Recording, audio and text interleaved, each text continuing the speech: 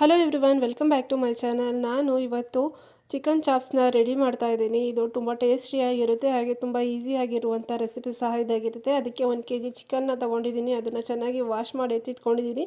ನಂತರ ಒಂದು ಪ್ಯಾನ್ನ ಇಟ್ಕೊಂಡು ಅದಕ್ಕೆ ಒಂದು 5-6 ಸ್ಪೂನ್ ಎಣ್ಣೆನ ಹಾಕ್ಕೊಂಡು ಒಂದು ಈರುಳ್ಳಿನ ಕಟ್ ಮಾಡಿ ಇಟ್ಕೊಂಡಿದ್ದೀನಿ. ಅದು ಸಹ ಚೆನ್ನಾಗಿ ರೋಸ್ಟ್ ಮಾಡ್ಕೊತಾ ಇದ್ದೀನಿ. ಸಾಫ್ಟ್ ಆಗೋವರೆಗೂ ರೋಸ್ಟ್ ಮಾಡಿಕೊಂಡು ಚಿಕನ್ನ ತೊಳೆದಿಟ್ಕೊಂಡಿದ್ನಲ್ಲ ಅದನ್ನು ಸಹ ಆ್ಯಡ್ ಮಾಡ್ಕೊತಾ ಇದ್ದೀನಿ. ನಂತರ ನಾವು ಚಿಕನ್ ಚಾಪ್ಸ್ ಮಾಡೋದಕ್ಕೆ ರುಚಿಗೆ ತಕ್ಕಷ್ಟು ಉಪ್ಪನ್ನು ಸಹ ಆ್ಯಡ್ ಮಾಡ್ತಾ ಇದ್ದೀನಿ. ಈಗಲೇ ನಾನು ಉಪ್ಪನ್ನು ಹಾಕ್ಕೊಂಬಿಡ್ತೀನಿ. ಏನಕ್ಕೆ ಅಂತಂದರೆ ಚಿಕನ್ನು ಚೆನ್ನಾಗಿ ನೀರು ಬಿಟ್ಕೋಬೇಕಲ್ಲ, ಅಲ್ಲಿವರೆಗೂ ನಾನು ಚಿಕನ್ನ ಬೇಯಿಸ್ಕೋಬೇಕು. ಅದಕ್ಕೆ ಒಂದು ಮುಚ್ಚಳವನ್ನು ಮುಚ್ಚಿ ಚಿಕನ್ ಬೇಯೋವರೆಗೂ ನನಗೆ ಅಂದರೆ ನೀರು ಬಿಡೋವರೆಗೂ ನಾನಿಲ್ಲಿ ಚಿಕನನ್ನು ಬೇಯಿಸ್ಕೊತೀನಿ. ಚಿಕನನ್ನು ಬೇಯೋಕ್ಕೆ ಇಟ್ಕೊಂಡು ನಂತರ ಅದಕ್ಕೆ ಒಂದು ಮಸಾಲೆಯನ್ನು ರುಬ್ಕೊತೀನಿ. ಅದಕ್ಕೆ ಒಂದು ಮಿಕ್ಸಿ ಜಾರಿಗೆ ಒಂದು 5-6 ಹಸಿಮೆಣ್ಸಿನ್ಕಾಯಿ, ಹಾಗೆ ಒಂದು 20-30 ಮೆಣಸು, ಒಂದು 1/4 ಕಪ್ಪಷ್ಟು ಕಾಯಿ ತುರಿ, 1 ಕಪ್ಪಷ್ಟು ಪುದೀನ, 1 ಕಪ್ಪಷ್ಟು ಕೊತ್ತಂಬರಿ ಸೊಪ್ಪು, ಸ್ವಲ್ಪ ಶುಂಠಿ, ಸ್ವಲ್ಪ ಬೆಳ್ಳುಳ್ಳಿ, ಹಾಗೆ ಅರಿಶಿನ ಪುಡಿ ಹಾಕ್ಬೋದು. ನಂತರ ಒಂದು ಸ್ವಲ್ಪ ನೀರನ್ನು ಹಾಕ್ಕೊಂಡು ಚೆನ್ನಾಗಿ ತರಿಯಾಗಿ ರುಬ್ಕೋಬೇಕು. ನೈಸಾಗಿ ರುಬ್ಕೋಬಾರ್ದು. ನೈಸಾಗಿ ರುಬ್ಕೊಂಬಿಡ್ತು ಅಂತಂದರೆ ಗ್ರೇವಿ ಚೆನ್ನಾಗಿ ಬರೋಲ್ಲ. ಸೊ ಅದಕ್ಕೋಸ್ಕರನೇ ಈ ಗ್ರೇವಿ ಮಾಡಬೇಕಾದ್ರೆ ತರಿಯಾಗಿ ರುಬ್ಕೋಬೇಕು. ನಂತರ ಇಲ್ಲಿ ಚಿಕನ್ನು ಚೆನ್ನಾಗಿ ನೀರು ಬಿಟ್ಕೊಂಡಿದೆ.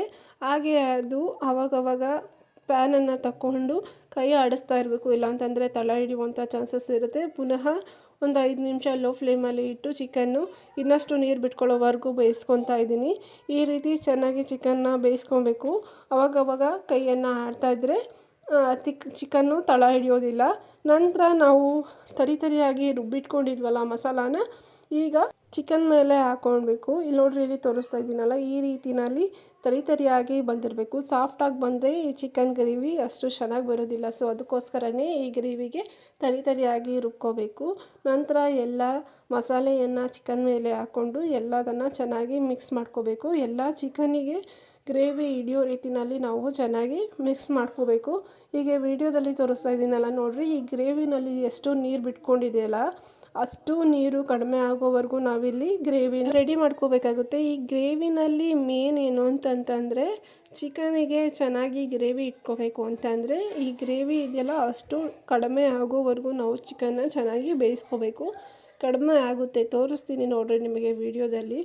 ಪುನಃ ನಾನಿಲ್ಲಿ ಒಂದು 5 ನಿಮಿಷ ಗ್ರೇವಿ ಜೊತೆಗೆ ಚಿಕನ್ ಬೇಯೋದಕ್ಕೆ ಮುಚ್ಚಳವನ್ನು ಮುಚ್ಚಿ ಬೇಯಿಸ್ತಾ ಇದ್ದೀನಿ. ಅದು ಪೂರ್ತಿಯಾಗಿ ನೀರು ಕಡಿಮೆ ಆಗೋವರೆಗೂ ನಾವು ಕುದಿಸ್ಕೋಬೇಕಾಗತ್ತೆ.